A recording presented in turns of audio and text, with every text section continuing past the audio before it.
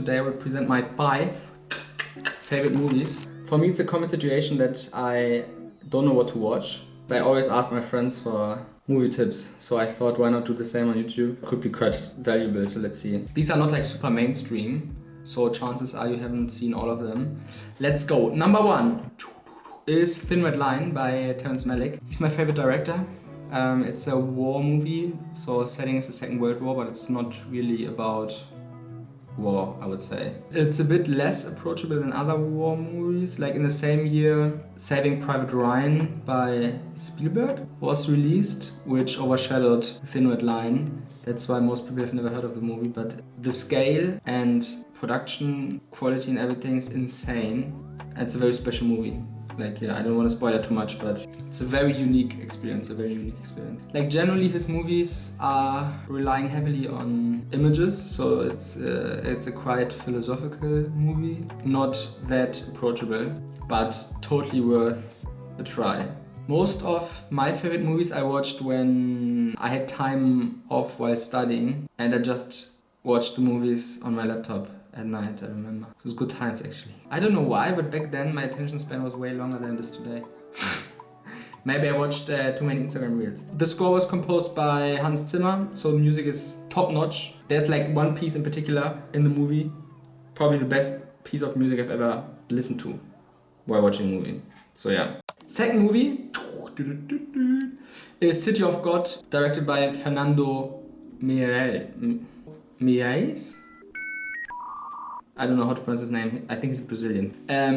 Extremely intense movie, very authentic. It's a beautiful love story and feels like such a raw glimpse into a total different world. So big recommendation. Full of energy, also quite graphic, I believe. He also made another movie I really liked, which is The Eternal Gardener. I can also recommend that one. And number 3, a classic, In the Mood for Love by Wong Kar-wai. Was released in 2000 and one of the best movies ever made. I think this one is quite popular. The colors and visual style are incredible. It's like Hong Kong cinema. It's a love story built on restraint. The acting is very subtle, especially like Tony Leung, I think is his name. Probably also pronounced incorrectly.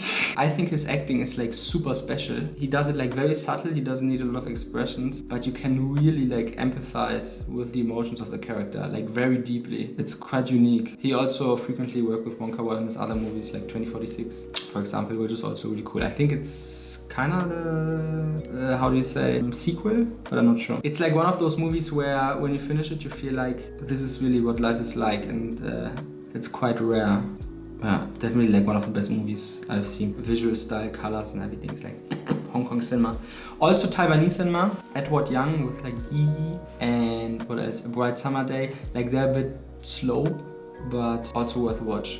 All of the films I mentioned, they're a bit older. And back then they all shot them on film. And that's why the visuals are fantastic, beautiful, incredible. Okay. Really feels like glimpsing into a different culture and time and history, so super fascinating. Number 4, Maboroshi. It's Japanese. First movie by Hirokazu Koreeda. I think he's the most popular Japanese director alive right now. And this is his first movie. It's incredibly beautiful and sad. Doesn't really explain that much. It's really observing. All those movies are like pretty low budget actually. At the end, it's story that matters, I guess. And number 5. Lost in Translation by Sofia Coppola. Heavily inspired by In the Mood for Love. It's set in early 2000s Japan, and also such a beautiful film. Very like mood-driven, intimate, a bit slower, very visual. Big recommendation. And then some notable mentions in the end, which are also very entertaining, especially like Korean cinema. I love Korean cinema. It's goated. Like Old Boy, Handmaiden, Memories of Murder, Parasites.